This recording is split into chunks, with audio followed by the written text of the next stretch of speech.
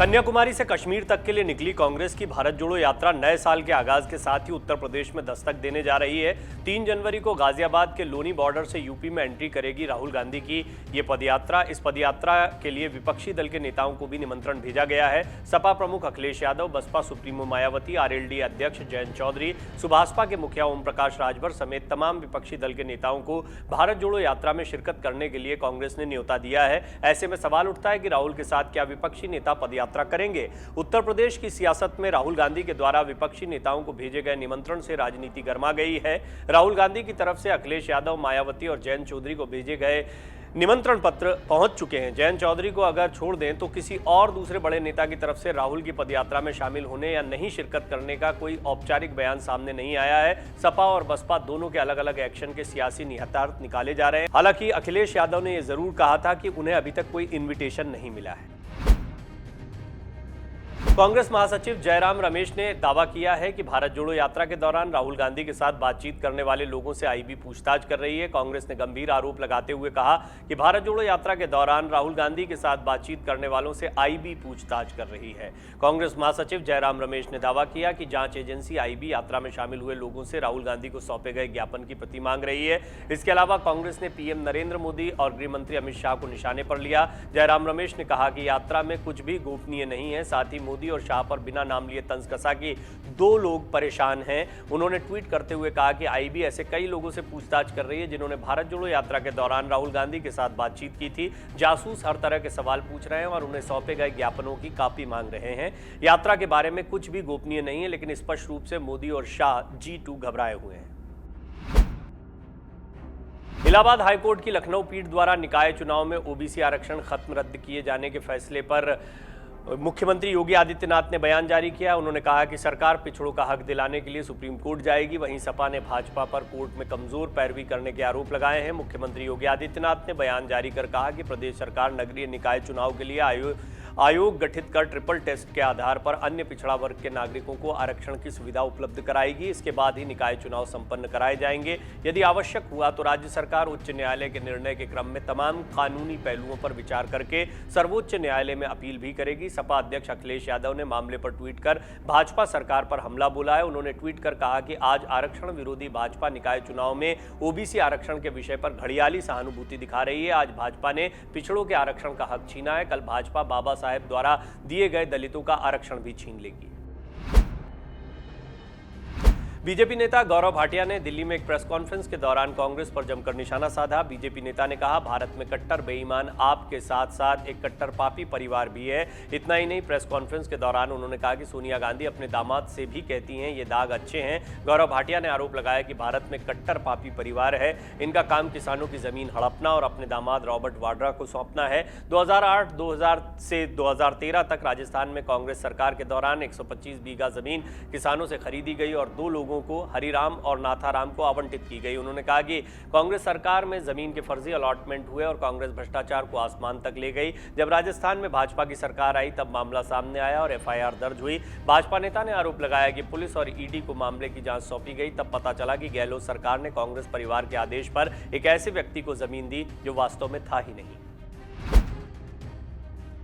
बॉलीवुड के दबंग सलमान खान 27 दिसंबर को 57वां जन्मदिन मना रहे हैं। सलमान के जन्मदिन का जश्न एक दिन पहले ही शुरू हो गया। एक्टर ने अपने गैलेक्सी अपार्टमेंट में ग्रैंड पार्टी का आयोजन किया, जिसमें उनके खास दोस्त बॉलीवुड के बादशाह शाहरुख खान समेत कई फिल्मी सितारे पहुंचे। इस पार्टी की तस्वीरें सोशल मीडिया पर वायरल हो रही हैं। सलमान खान ने अपने जन्मदिन के मौके पर फैंस और पेपराजी के साथ केक भी काटा, जहां हर कोई उन्हें बर्थडे विश करता नजर आया। इस दौरान शाहरुख खान और सलमान खान की जबरदस्त बॉन्डिंग देखने को मिली।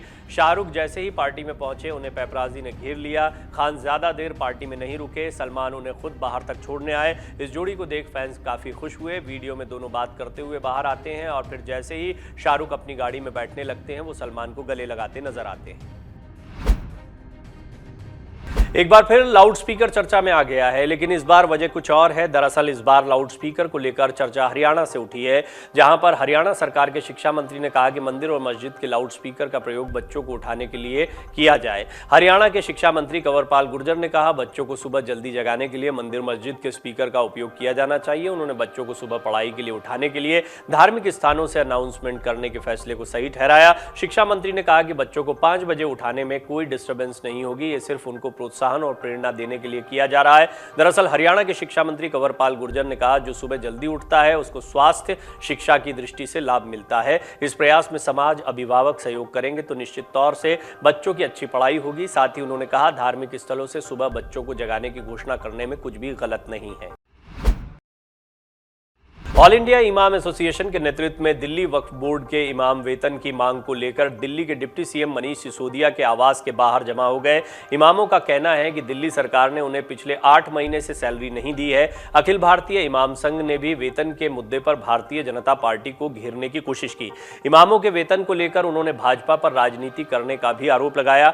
राजनीति का शिकार हुए इमामों के वेतन का मामला फिलहाल शांत होने का नाम नहीं ले रहा है। आपको बता दें, 8 महीने से सैकड़ों मस्जिदों के इमामों को सैलरी नहीं मिल रही है। मोहजिन यानी अजान देने वाले को सैलरी भी उनके खाते में नहीं पहुंची है। इतना ही नहीं, मुस्लिम विधवा महिलाओं को उनकी पेंशन तक नहीं मिल पा रही है। दिल्ली वक्फ बोर्ड सैलरी और पेंशन जारी करता है, लेकिन वक्फ बोर्ड के कर्मचारी खुद अपनी सैलरी के लिए धरने पर बैठे हैं। स्थायी और अस्थायी दोनों ही तरह के कर्मचारियों को महीनों से सैलरी नहीं मिली।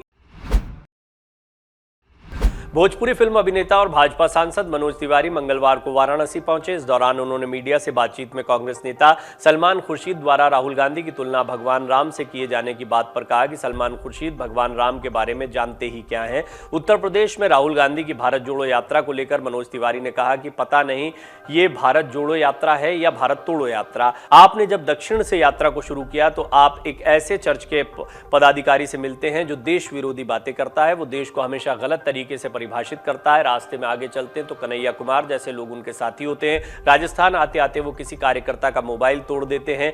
मैं यही कहूंगा कि भैया कुछ तो जोड़ो। हमें लगा था कि इस यात्रा से राहुल गांधी और कांग्रेस को कुछ फायदा होगा, लेकिन ऐसा कुछ दिख नहीं रहा है। फिर भी हम उनका स्वागत करते हैं। देश में घूमें और लोगों की मनोदशा और उनकी भावनाओं को समझें। नगर निकाय चुनाव में लखनऊ हाईकोर्ट द्वारा ओबीसी आरक्षण रद्द किए जाने को लेकर आम आदमी पार्टी के नेता राज्यसभा सांसद संजय सिंह भारतीय जनता पार्टी पर जमकर निशाना साधते दिखाई दिए। संजय सिंह ने कहा कि बीजेपी पिछड़ों, दलितों, शोषितों की विरोधी है। उन्होंने कहा, बीजेपी की मानसिकता दलित विरोधी है। योगी सरकार ने गड़बड़ आरक्षण किया, जिसके चलते हाईकोर्ट ने इसको रद्द कर दिया। इलाहाबाद हाईकोर्ट की लखनऊ पीठ द्वारा निकाय चुनाव में ओबीसी आरक्षण खत्म कर दिया गया था। संजय सिंह बोले, ये जानबूझ के किया गया कार्य है जो बीजेपी की पिछड़ा विरोधी मानसिकता को दर्शाता है। उन्होंने आगे कहा कि अगर बीजेपी ने बगैर ओबीसी आरक्षण के चुनाव में जाने की कोशिश की तो आम आदमी पार्टी सड़कों पर उतरकर इसका विरोध करेगी। वहीं इलाहाबाद हाईकोर्ट की लखनऊ पीठ द्वारा निकाय चुनाव में ओबीसी आरक्षण खत्म रद्द किए जाने के फैसले पर मुख्यमंत्री योगी आदित्यनाथ ने बयान जारी किया। उन्होंने कहा कि सरकार पिछड़ों का हक दिलाने के लिए सुप्रीम कोर्ट जाएगी।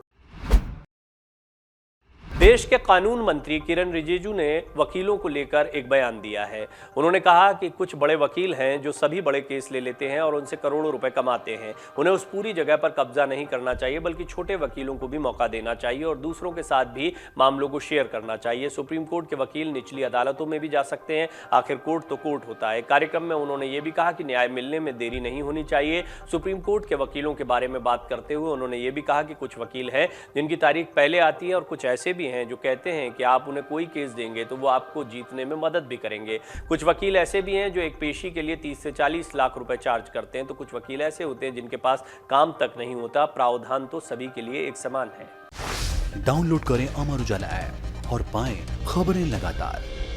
अगर आप ये वीडियो YouTube पर देख रहे हैं तो हमारे चैनल को सब्सक्राइब करें और बेल आइकन को दबाना ना भूलें। अगर आप Facebook पर ये वीडियो देख रहे हैं तो हमारे पेज को लाइक करें।